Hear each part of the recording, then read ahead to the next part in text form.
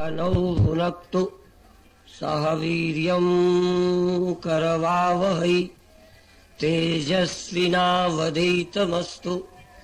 मा विद्विषावहै। ओम शांति शांति शांति। बोलो सच्चिदानंद भगवान की, सनातन धर्म की।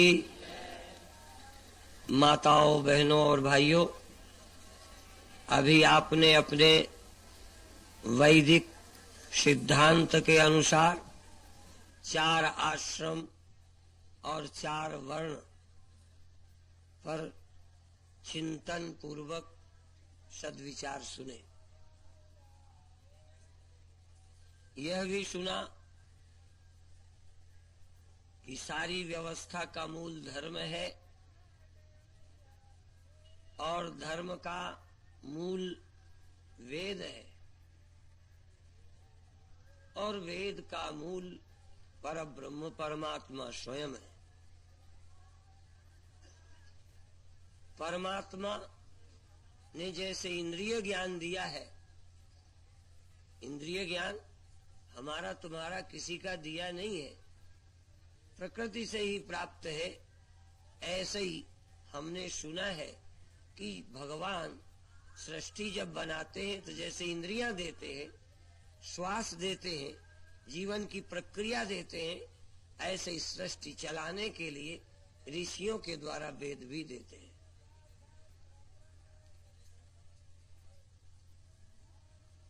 जिनके अंदर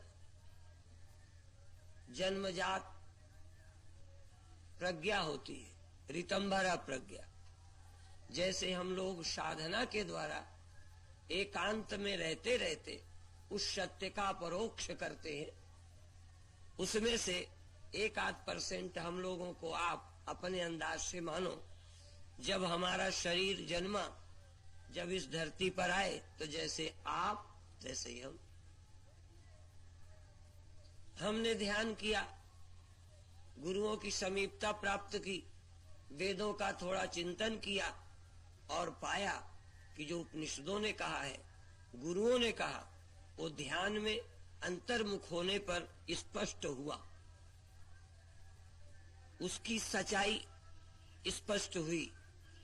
लोग गुरु नानक देव जी महाराज के लिए भी ऐसी चर्चा करते हैं कि उनको जो मूल मंत्र है वह साधना में, ध्यान में, अंतर्मुखावस्था में ये मंत्र उनको परमात्मा से उपलब्ध हुआ।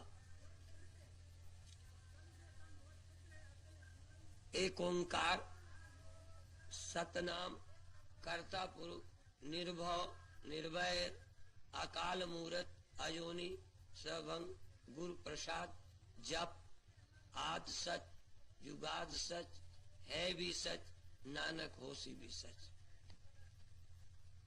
ऐसा मानते हैं कि उनको ध्यान में इस मंत्र का अनुभव हुआ, अर्थात परमात्मा के विषय में ये शब्द उनके ध्यान में हुए, आद सच, युगाद सच, है भी सच, नानक। और ये बिल्कुल आज लगता है कि उन्होंने ये मंत्र पढ़ा नहीं, इसके पहले हूबहू ये मंत्र था भी नहीं, हूबहू ऐसा कोई मंत्र नहीं था, परंतु इस मंत्र का आविर्भाव हुआ। जैसे प्रवचनों में भी आप कभी सुनते होंगे, हम लोगों के मुख से भी, क्योंकि अंतर्मुखता है, उस विषय में चिंतन है, कभी कभी ऐसी बातें हम लोग बोलते हैं जो उसके पहले बोली नहीं होती। आप लोगों ने ये भी देखा, कई लोग जब कविता लिखते हैं, रोज नई कविता, हम लोगों को आश्चर्य होता है कि हम रटते हैं, उनके अंदर से इस तरह की कविता जन्म लेती है। भगवान को भी कवि कहा। अभिप्राय यह है कि ऋषियों के अंतःकरण में वह बोध जागृत होता है, तो कुछ शब्द नए ढंग के भी हर महापुरुष जिनके अंदर ऋतंभरा प्रज्ञा, समाधि स्थिति, होती है, उस सत्य को बुद्धि में अपने ढंग से कहते हैं। इसलिए वो एक दर्शन, एक शास्त्र, एक चिंतन बन जाता है और वह भी लोगों के लिए उपयोगी होता है। यद्यपि वह पुराना ही है, पर आज की परिस्थिति में, आज की भाषा में वो बोलता है, इसलिए कुछ नूतन लगता है। और आज के जीव किस परिस्थिति में है ये उसे ज्ञान होता है। हमने जब ज्ञान पाया तो 500 साल पहले थोड़ा पाया। हजारों साल पहले कैसे लोग सोचते थे, कैसे बोलते थे, क्या भाषा थी, किन परिस्थितियों में मनुष्य था।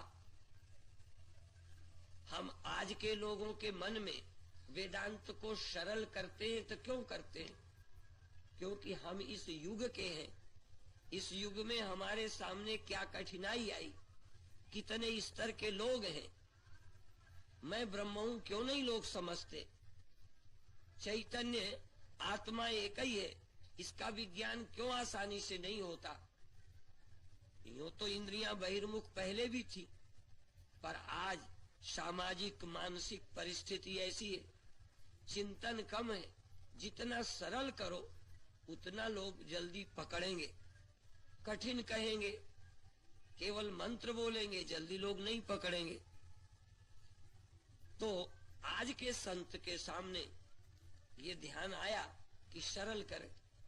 गोस्वामी जी स्वयं संस्कृतज्ञ थे।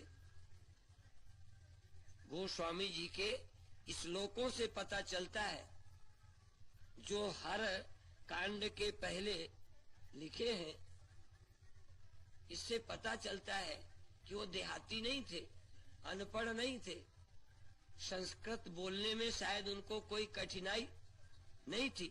वो सारी रामायण यदि लिखना चाहते तो वाल्मीकि की तरह ही रामायण को संस्कृत में लिख सकते थे। वर्णानाम अर्थ संघानाम रसानाम छंदसामपि मंगलानांच कर्तारौ वंदे वाणी विनायकौ भवानी शंकरौ वंदे श्रद्धा विश्वास रूपिणौ याभ्याम विना न पश्यन्ति सिद्धा स्वांतस्थमीश्वरम।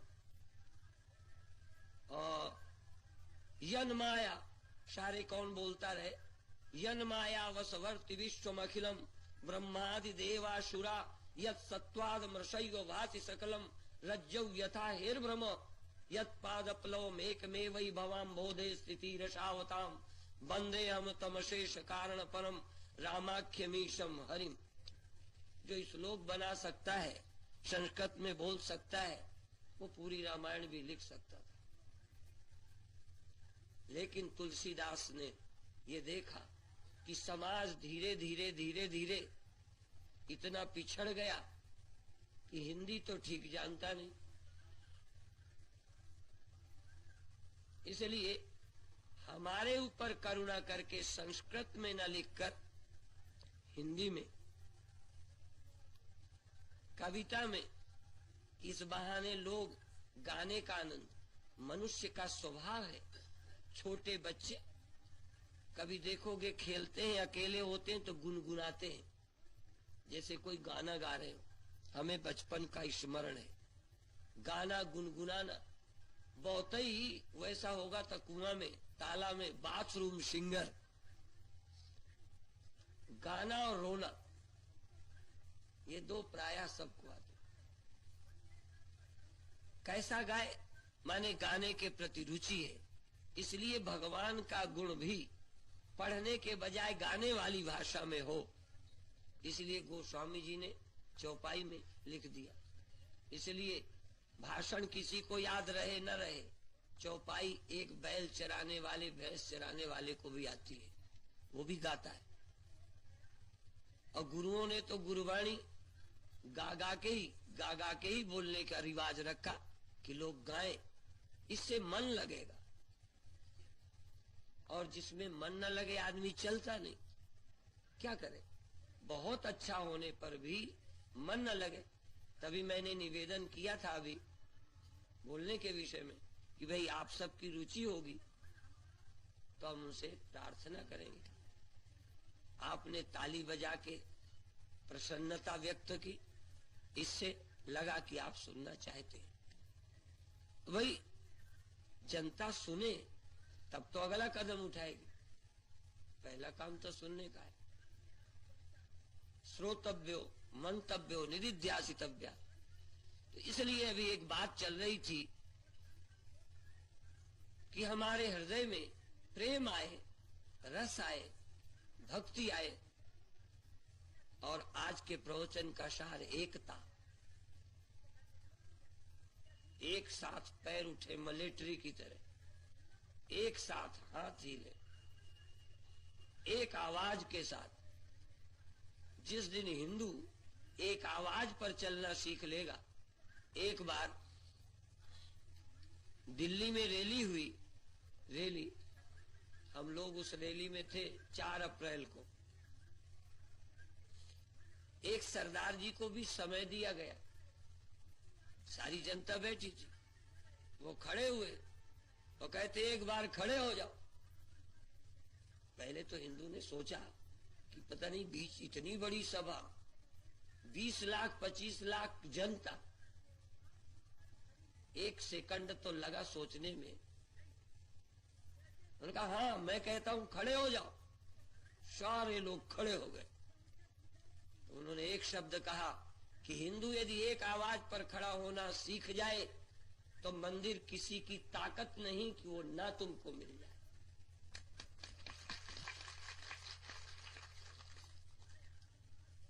और एक शब्द और कहा कि ये बावरी शब्द जो तुम बार बार बोलते हो, मैं बोलना नहीं चाहता। ये शब्द मेरी जबान से निकले ही नहीं कभी।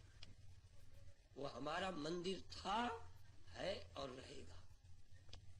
अभिप्राय मेरा यहाँ प्रकरण ये था कि उन सरदार ने कहा एक आवाज पर हिंदू, सब मत पंथ भुलाकर, सब जाति भावना भुलाकर राष्ट्र के लिए तन, हाथ, शरीर, मस्तिष्क एक हो जाए।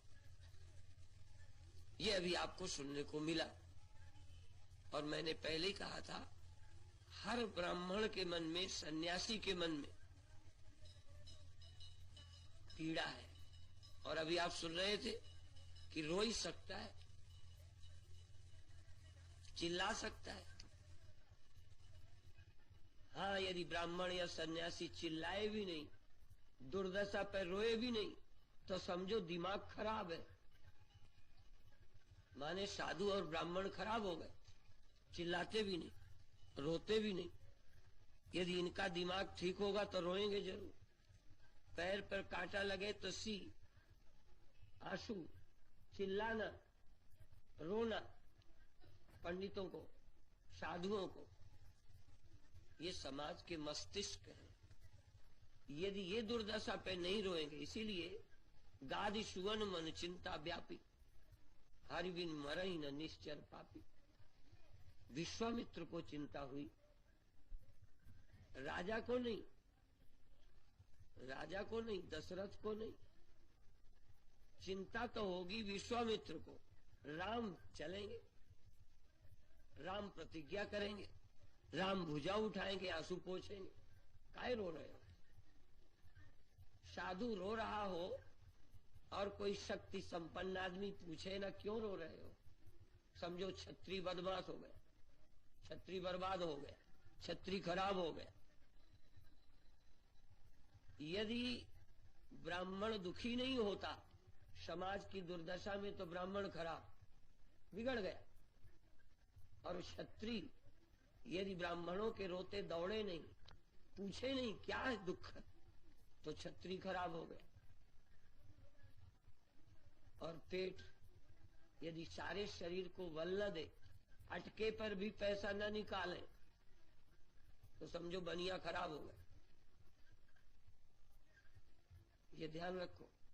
काहे के लिए जोड़ा है? समय पर जोड़ा तो इसीलिए जाता है कि समय पे खर्च होगा। जोड़े रहने के लिए धन होता ही नहीं। कभी ईमानदारी से सोचो कि क्या रुपया रखाने के लिए जिंदगी है? लोग बेटी की शादी के लिए जोड़ते हैं, शादी में लगाए। कोई चीज जोड़ते हैं कि बिल्डिंग में लगाए। लगाने के लिए जोड़ा जाता है। डीजल और पेट्रोल गाड़ी में बचाना है, किफायत करना है, पर डालते किस लिए? बचाए रखने के लिए। और बचाए रखकर कहीं सफर होगा, आप अपनी गाड़ी का डीजल बचाना, खर्चना मत, फिर गाड़ी हाथ से ढकेल ले जाना।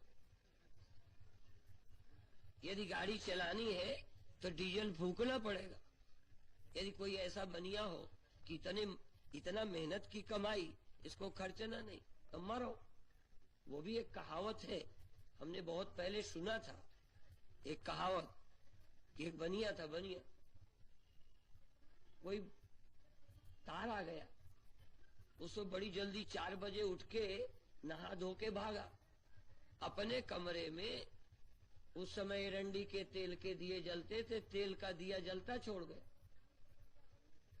8 मील निकल गया, तब ख्याल आया कि दिया जलता रहेगा तो सारा तेल खत्म होगा, बुझाएं ना बुझाएं, और फिर बुझाएं तो पता नहीं उंगली से बुझाएं, तेल खराब करें, इतना तेल बर्बाद होगा। लौट पड़ा, आया तो दिया बुझा था। उन्होंने कहा क्यों आए? कहा तेल बर्बाद होता। कह मैं तो थी, मैंने बुझाया, मैंने सोचा तुम उंगली से बुझाओगी, तेल खराब करोगे। कह नहीं, उंगली से बुझा के मैंने चाट लिया है, बर्बाद नहीं किया। और उसने, अब बहू ने ताना मारा कि मैं तुम्हारी तरह थोड़ी हूं, मैंने तेल बर्बाद नहीं किया, तुम इतनी दूर जाके लौटे, इससे ज्यादा के तो जूते घिस गए होंगे। तो उसने कहा मैं भी ऐसा नहीं हूं, देख बगल पर दबाए हूं, मैंने घिसने नहीं दिए।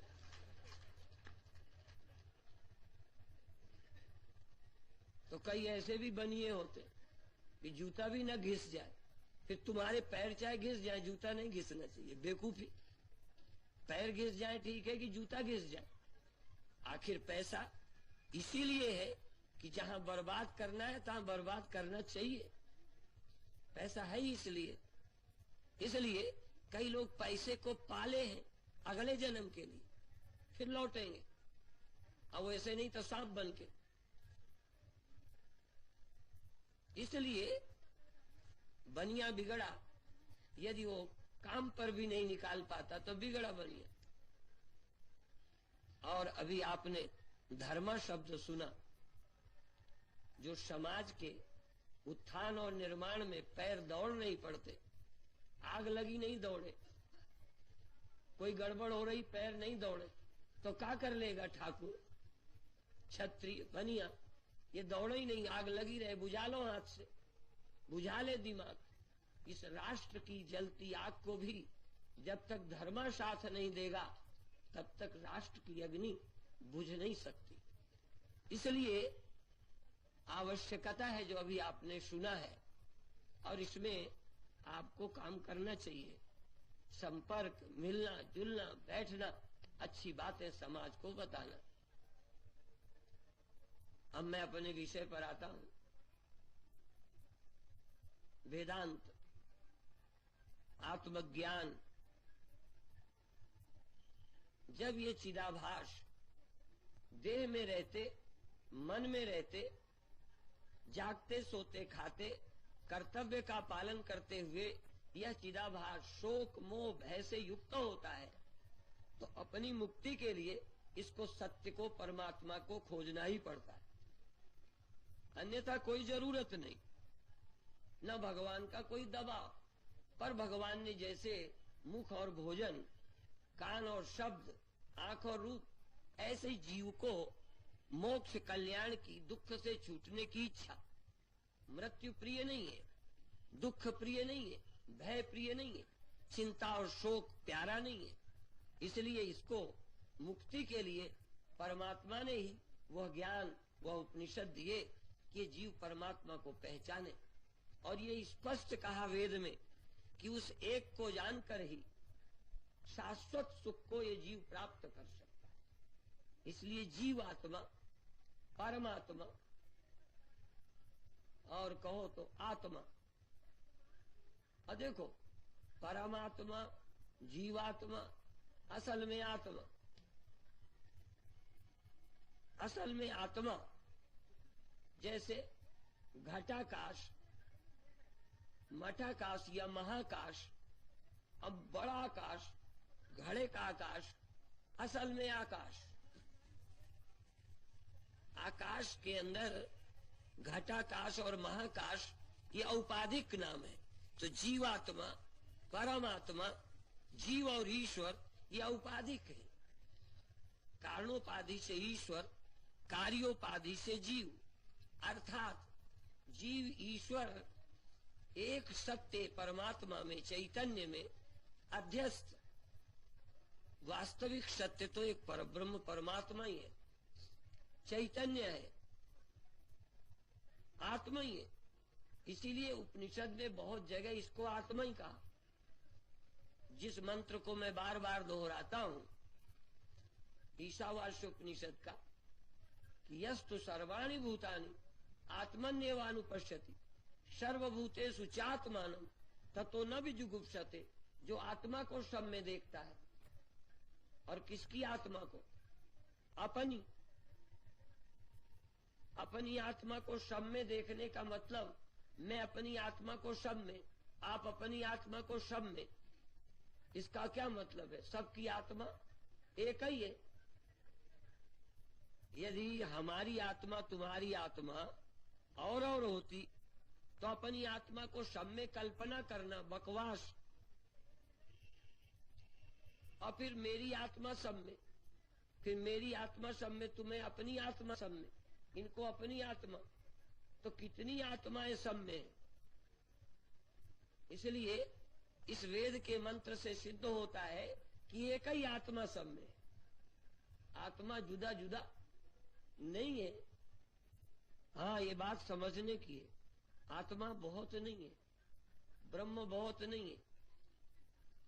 अब जीवात्मा और ईश्वर, ये बात भी समझने की। जीवात्मा, सृष्टि को रचने वाला ईश्वर, सृष्टि की रचना का सुख दुख आनंद लेने वाला, भोगने वाला, मुक्ति चाहने वाला, ज्ञान प्राप्त करने वाला जीव। ईश्वर को ज्ञान की जरूरत नहीं, ईश्वर को मुक्ति की जरूरत नहीं, ईश्वर को किसी के होने न होने का कोई हानि लाभ नहीं। वो रचयिता है। जैसे फैक्ट्रियों में कारें बन गई, अब तुम चढ़ो, बैठो, चलाओ, एक्सीडेंट होएगा तुम्हारा, बीच में हवा निकल जाए, परेशान तुम, फैक्ट्री वालों को कोई लेना देना क्यों?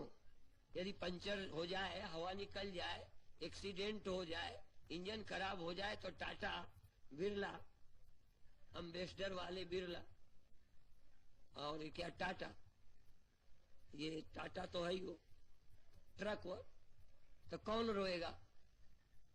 फैक्ट्री वाला है। तो तुम्हारे पैर टूट जाए तो भगवान रोएंगे?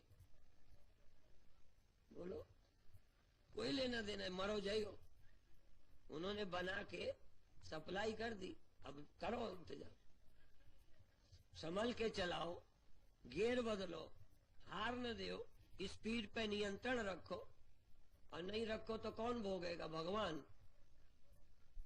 झूठ नहीं बोलना, भगवान भोगेंगे कि तुम।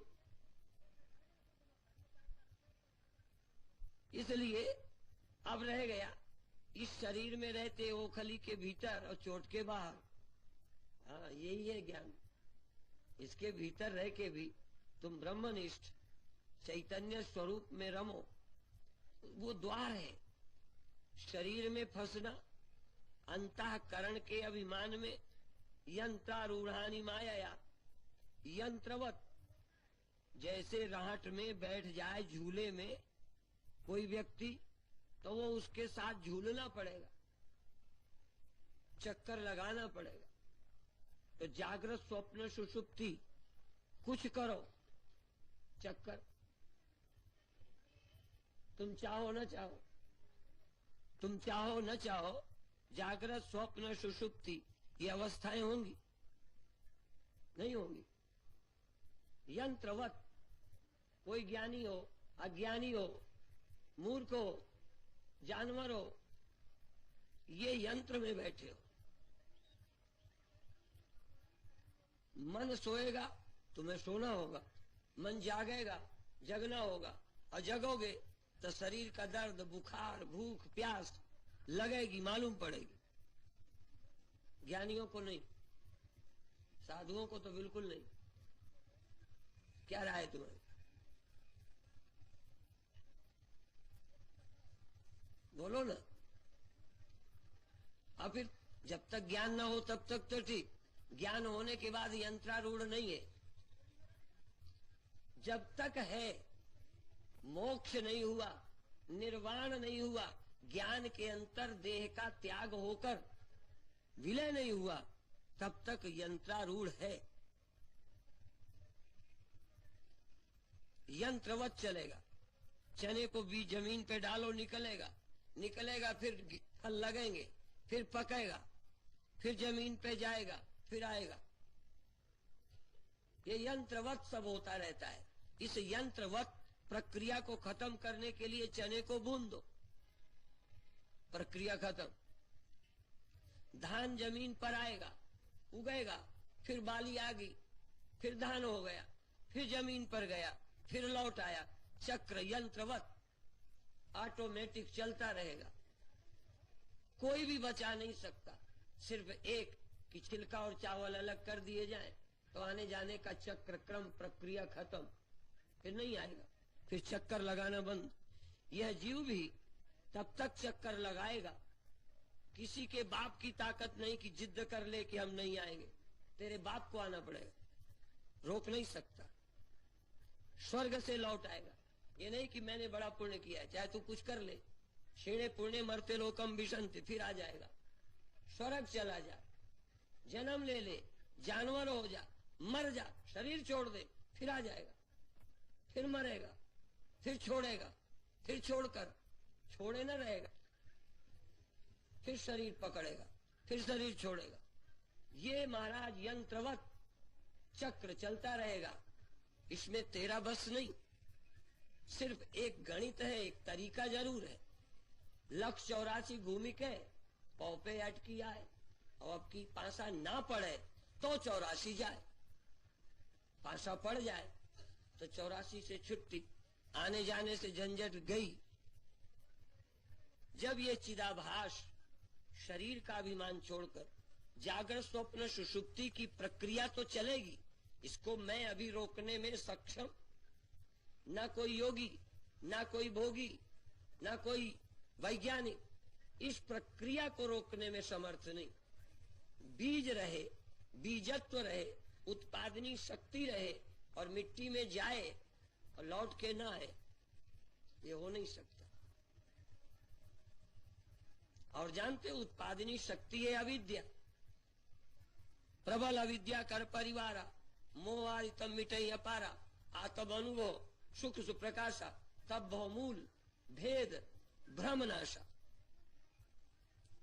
इसलिए अविद्या है उत्पादनी शक्ति, आपको ब्रह्म से सदा अलग रखने वाली। मिट्टी से चनों को, मिट्टी से धानों को अलग रखने वाली धान है, वो उत्पादनी शक्ति है। उसी मिट्टी में दबाए आओ जिसमें मिलाना है। मरा हुआ भी ब्रह्म में जाता है, मरा हुआ भी ब्रह्म में जाता है, फिर लौट आता है। उगने के लिए किस में जाता है? मिट्टी में, और हमेशा के लिए जाता है मिट्टी में। ये भी गया मिट्टी में। मर के जैसे हम मरेंगे तैसे ही तुम मरोगे। मरना एक जैसा, ब्रह्म में समाना एक जैसा, पर एक का लौटना होगा, एक का लौटना नहीं होगा। बहुत छोटा सा फर्क है। वो फर्क अब पड़ेगा, चने में नहीं पड़ेगा, उत्पादनी शक्ति में पड़ेगा। आंखों से नजर चनाएगा, स्वभाव आएगा, छिलका आएगा, वैसे ही ऐसे ही खाता दिखेगा, सोता दिखेगा, जगता दिखेगा, और बुढ़ापा होता दिखेगा। वैसे ही ज्ञानी, वैसे ही अज्ञानी। सिर्फ एक छोटा सा फर्क है। एक जीवो ब्रह्मैव न परः जानता है, एक को आत्मा का विज्ञान हो गया है, एक को जीव और चैतन्य, प्रत्येक चैतन्य भिन्न आत्मा का बोध नहीं हुआ। एक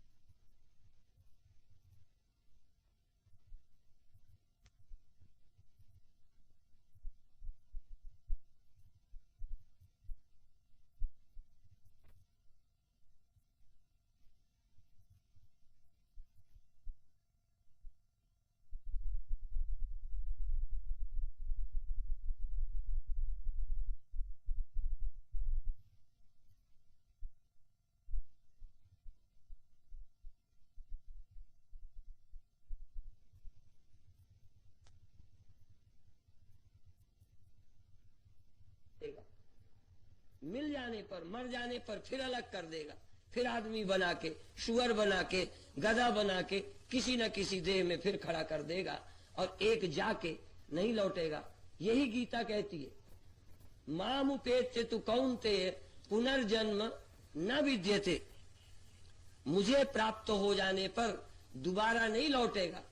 और मरने वाले भी तो वहीं गए थे, काहे लौटा है? कह वो आए, समाये, पर मेरे से अभिन्न नहीं हुए। उनकी जो अविद्या थी, अज्ञान था, उन्होंने नींद में अज्ञानता से मेरे में आए, पर अज्ञान का पर्दा अलगाव किए रहा और वो फिर अलग खड़ा कर गया। वो दिखती नहीं, चना दिखता है, उत्पादनी शक्ति नहीं दिखती।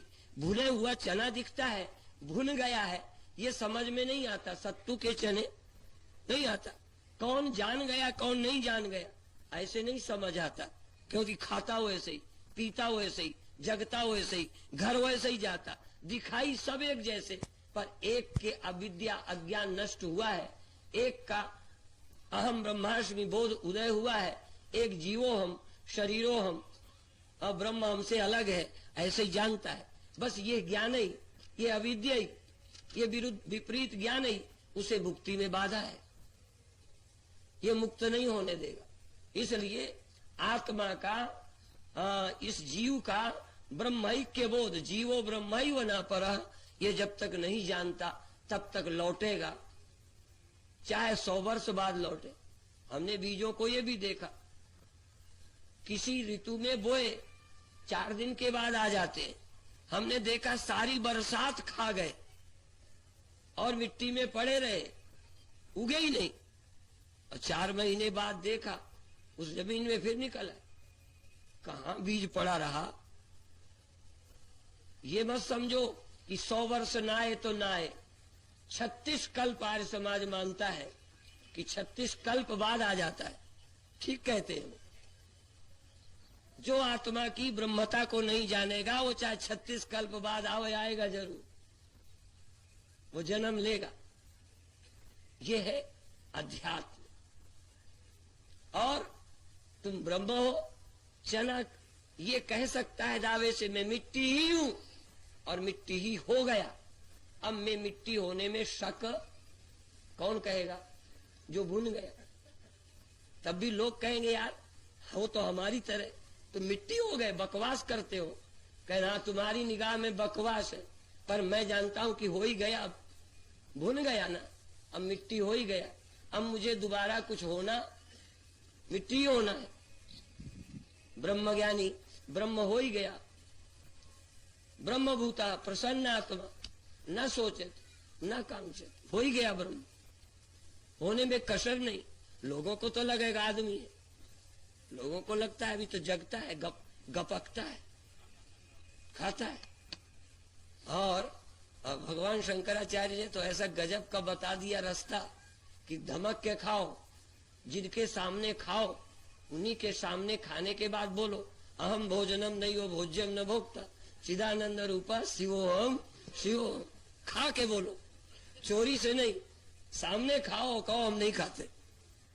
क्या बढ़िया रास्ता है, कमाल का। लोगों के सामने खुला खा के कहते हम नहीं खाते, चलते हैं कहते हम नहीं चलते, रोते हैं कहते हम रोते ही नहीं, दुख है ही नहीं तीनों काल में। ऐसी निष्ठा आत्मा की। लोगों को तो लगेगा गपोड़े हैं। चना यदि कह दे मैं मिट्टी हो गया हूं तो जो चने की शक्ल मिलाएंगे गपोड़ा नहीं कहे, पर गपोड़ा नहीं है, वो हो गया मिट्टी। अब कोई बुद्धिमान समझेगा इस बात को। ऐसे ही जो आत्मवेत्ता है वो ब्रह्म है, ब्रह्मविद ब्रह्मैव भवति। ब्रह्मवेत्ता ब्रह्म ही होता है, ब्रह्म ही है, ब्रह्म हो गया। अब उसके ब्रह्म होने में शक, अब प्रकृति, काल, कर्म भी, यहाँ तक साक्षात ईश्वर किसान भी उसे अब जमीन से लौटा नहीं सकता।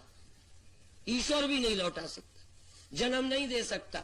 इसलिए ज्ञानी ईश्वर के अधिकार के भी बाहर है। ईश्वर भी ज्ञानी को जन्म देने में समर्थ, किसान भी भुने चनों को बोके उगा नहीं सकता। किसान भी इतना आजाद नहीं है कि चाहे जिसको बो दे। उगने लायक को ही बो सकता है, जिनमें उगने की शक्ति ही नहीं रह गई उनको बोने से किसान यदि उगा लेता तो बीज काहे ढूंढता फिरता। इसलिए किसान की भी सामर्थ्य उत्पन्न होने वाले बीजों के बोने में है। ऐसे ही भगवान भी समर्थ अविद्याग्रस्त जीवों को जन्म देने में, भोग देने में है, अन्यथा ईश्वर भी जन्म नहीं दे सकता। इसलिए ज्ञानी आत्मवेत्ता मुक्त हो जाता है, तत्व ज्ञान को उपलब्ध हो जाता है। इसीलिए आपसे हम लोग निवेदन कर रहे हैं कि इस ब्रह्म विद्या को प्राप्त करो। और वैष्णव तो पहले ही कहते हैं कि हम भेद मिटाएंगे नहीं, हम इस उत्पादनी शक्ति को, अविद्या को, अज्ञान का नाश नहीं करेंगे। काहे नहीं करोगे? अभेद ज्ञान हम नहीं चाहते, भेद ज्ञान चाहते हैं। काहे के लिए? कहें भक्ति के लिए, भक्ति के लिए, दासोहम के लिए, सेवक सेव्य भाव के लिए हम उनको ईश्वर और हम दास ये रखना ही चाहते हैं। इसलिए ज्ञान होता भी होगा तो हम बचेंगे। हाँ, यदि भाड़ में भी ले जाओ तो हम चिटक जाएंगे, हम भूलेंगे ही नहीं। हम पूरी कोशिश करेंगे कि हमारा भेद ना मिटे। क्यों? सगुण उपासक मोक्ष न लेते ही नहीं, क्योंकि अलग मानकर उपासना तो चलेगी तब जब तक हम अलग रहे। और इसलिए वो मोक्ष नहीं चाहते, और मोक्ष नहीं चाहते इसलिए वेद ज्ञान भी नहीं प्राप्त करते, वो नहीं। इसीलिए देखो, जो लोग मोक्ष चाहेंगे भक्ति करते करते अंत में अविद्या दूर होगी, पर जो ना चाहे, तुम चाहो वेद रखना तो कौन जबरदस्ती। हाँ, भून जाने के बाद न चने के बस में है न किसान के बस में। यदि उसका मन करे कि एक बार में और आ जाऊं, अब नहीं, उनका पहले ही सोच लेते अब तुम्हारे हाथ में नहीं। ज्ञानी के भी अपने हाथ में नहीं कि वो जन्म ले ले। लोग कहते कहीं मरते समय इच्छा हो जाए, क्या करेगा जब ताकत ही नहीं रही उगने की। अब कोई कहे भुने चने को मन करे उगने का तो क्या कर लेगा? उग जाएगा। अब मन पर है क्या? कहीं लोग कहते यदि पागल हो गया कहीं मरने के पहले, एक्सीडेंट से मरा। अरे मैंने कहा भुन गया, अब चाहे जैसे मरे, चाहे जमीन में मरे चाहे ऊपर पिस जाए, अब लौटना नहीं है, नहीं है। तत्वज्ञानी दूसरा जन्म नहीं लेता। माम उपेत्य तु कौन्तेय पुनर्जन्म न विद्यते। ये है, ये नहीं कि कहीं मरते समय याद न रही, मरते समय भूल गए, कहीं दर्द में मन चला गया और वो उनका चला गया था। ये सब बचकानी बातें हैं। या तो अविद्या नष्ट नहीं हुई, या तो अज्ञान का नाश नहीं हुआ, या तुमको मैं चैतन्य आत्मा साक्षी ब्रह्म हूं यह बोध नहीं हुआ। कहीं ना कहीं सुना है, रटा है, समझा नहीं। यदि समझा है तो ईश्वर, काल, कर्म और तुम इच्छा भी करो तब भी अब आ नहीं सकते। यह है वेदांत। ये नहीं कि फिर महाराज क्या होगा, दर्द होता है, दर्द में मन रहा। हमारे एक संत का शरीर छूटा तो एक बड़े अच्छे महापुरुष ने कहा कि वो तो हार्ट की पीड़ा थी, पसीना आया।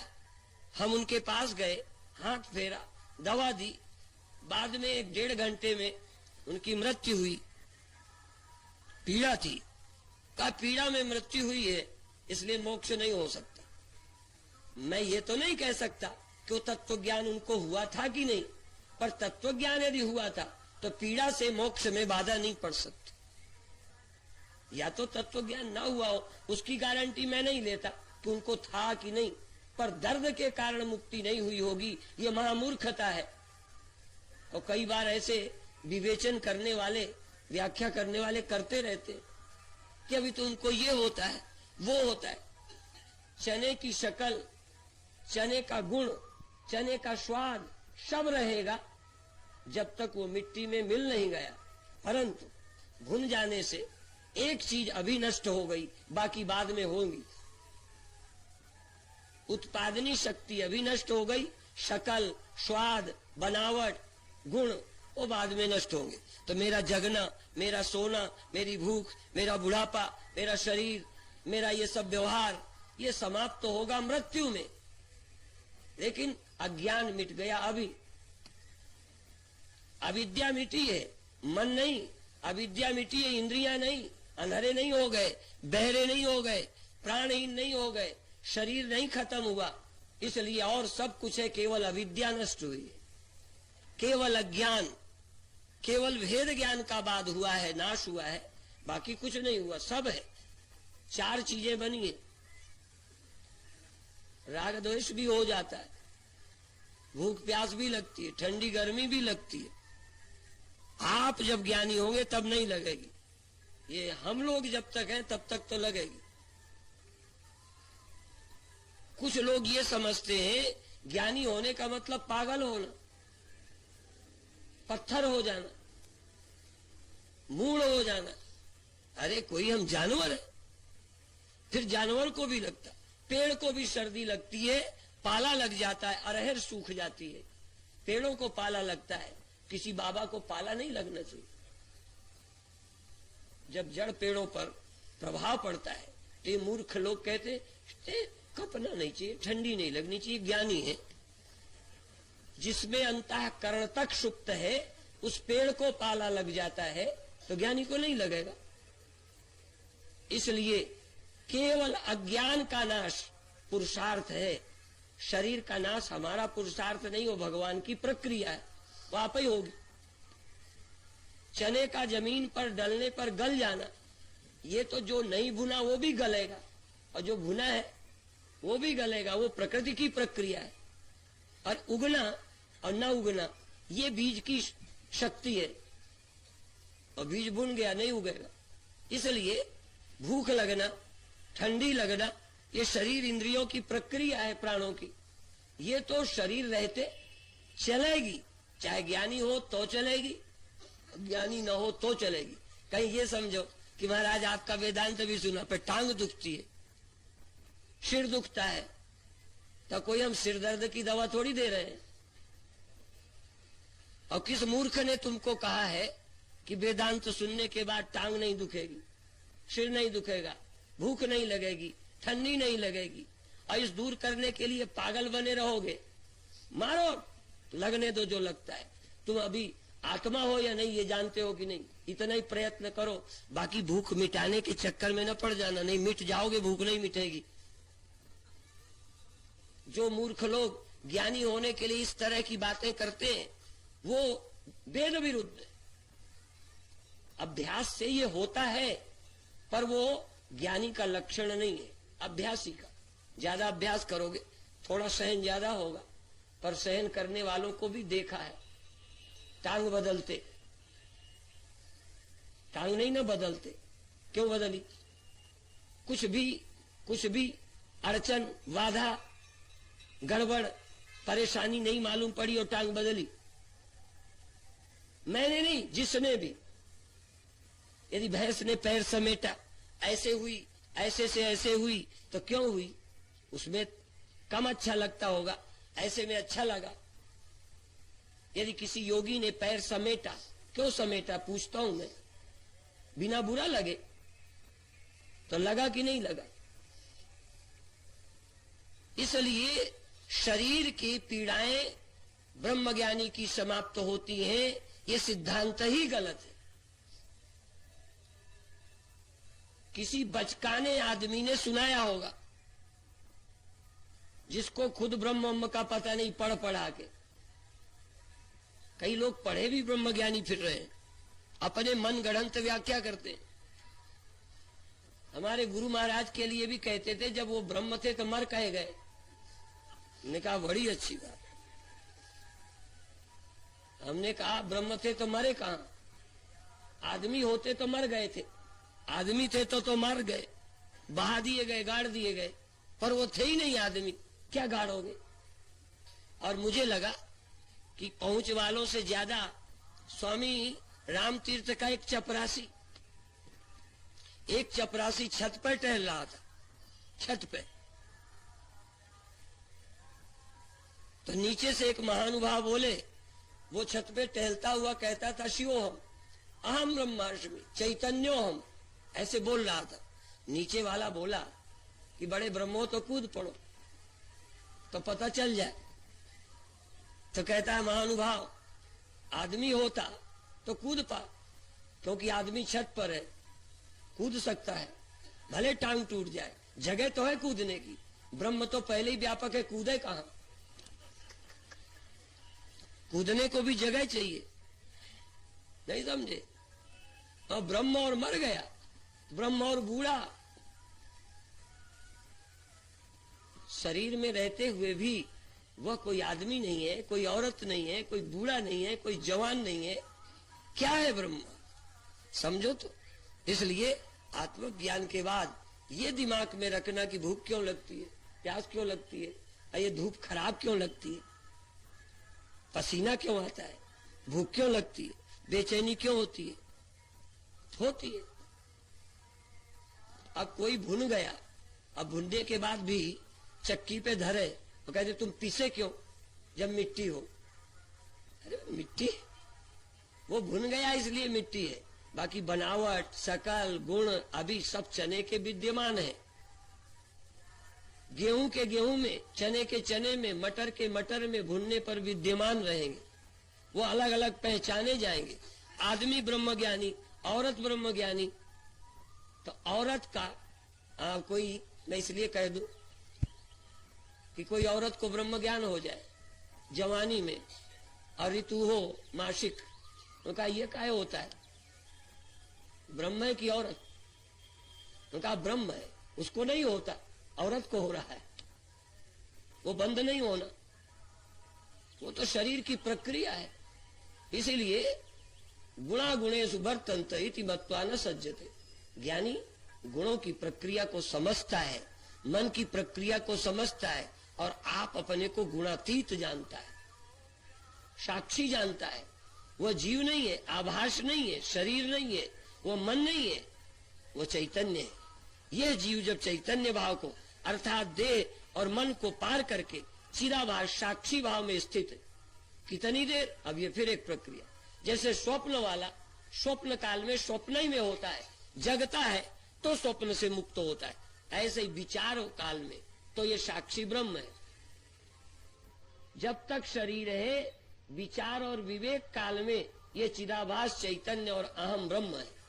और जहां फिर थोड़ी देर लगा तो फिर शरीर, फिर वैसे ही जैसे जागा हुआ, फिर सपने में, फिर सपना, वैसे ही सच्चा, और जगेगा फिर वैसे ही झूठ, बिल्कुल झूठ, 100% झूठ जगने पर, और फिर सोया तो 100% सच, फिर वैसे। ऐसे ही तत्व ज्ञानी जब विचार कर देखता है तो 1% जगत नहीं, जन्म नहीं, मरण नहीं, 1%। और जब व्यवहार में तो सब वैसे, जैसे सब वैसे ही खाना पीना जीना, ये चलेगा मृत्यु तक।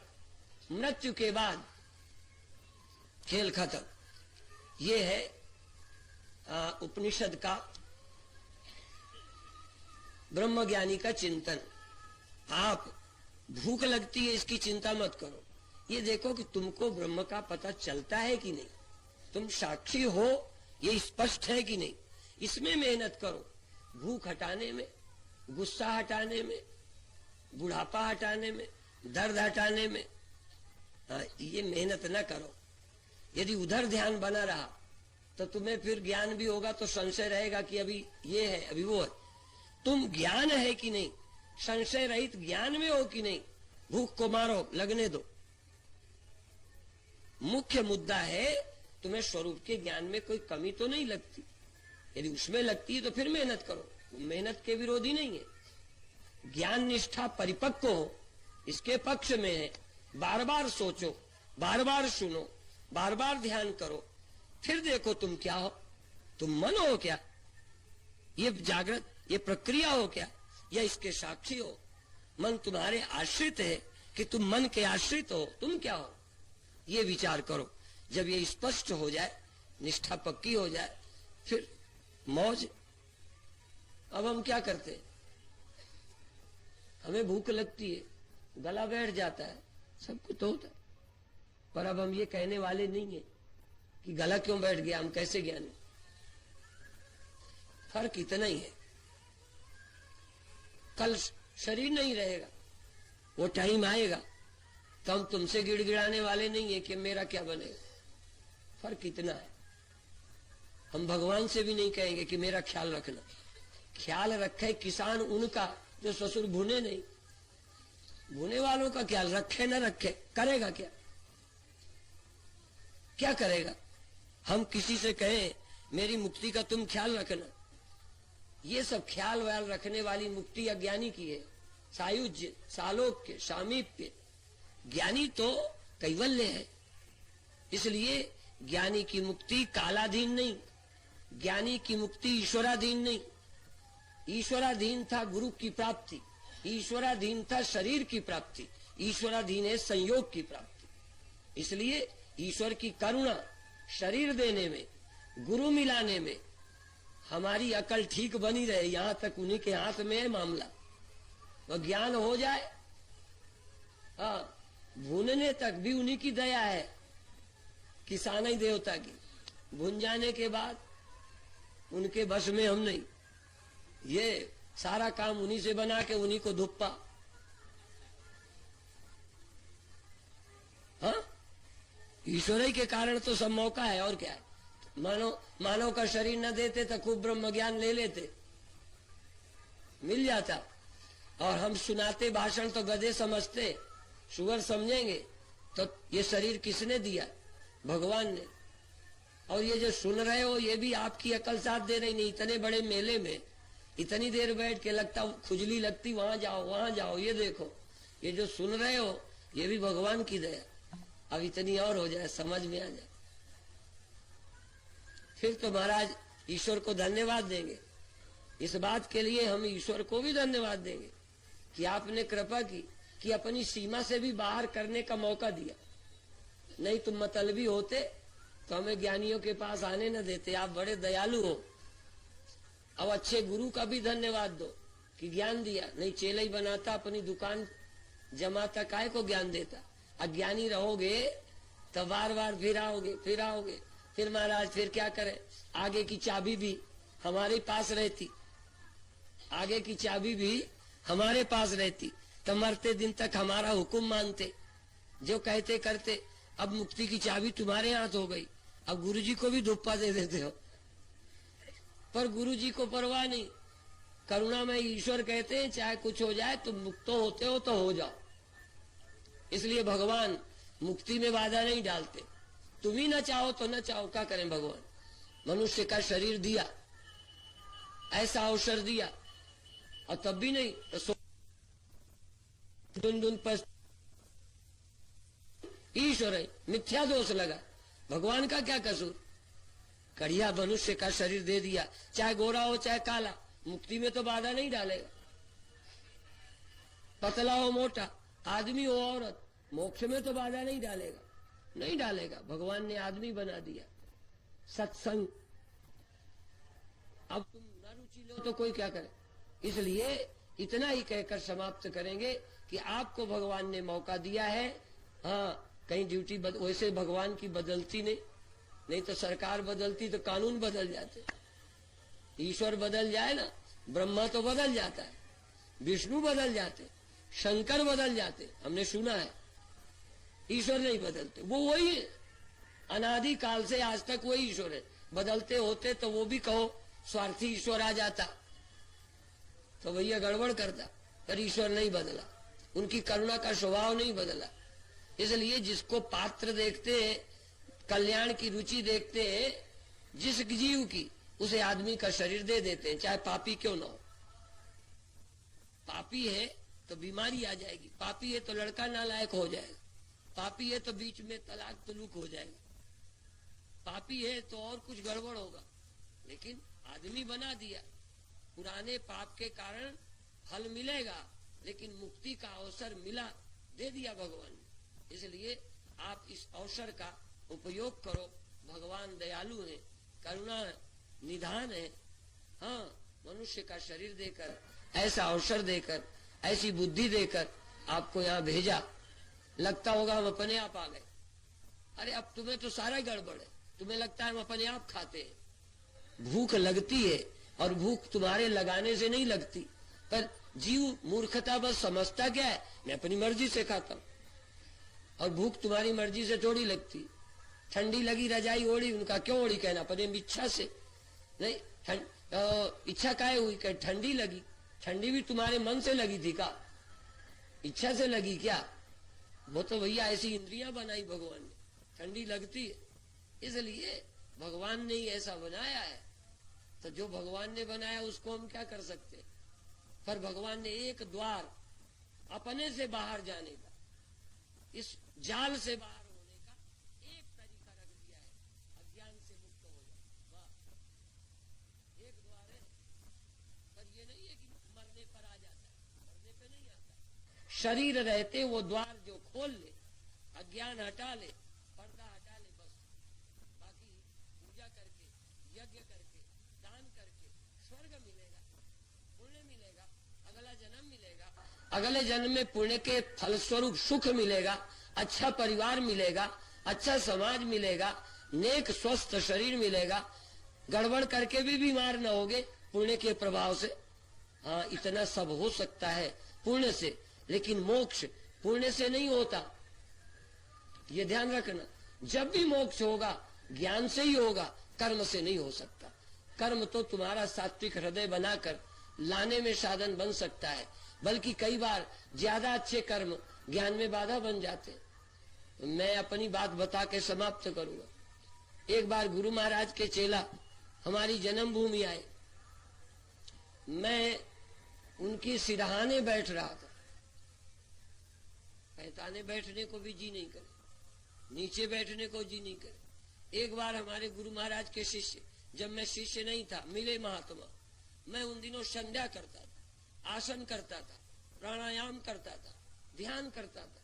मुझे लगता था इन बाबाओं से अच्छा तो मैं ही हूं। मेरा पुण्य बाधा बन रहा था, मेरी साधना बाधा थी। मैं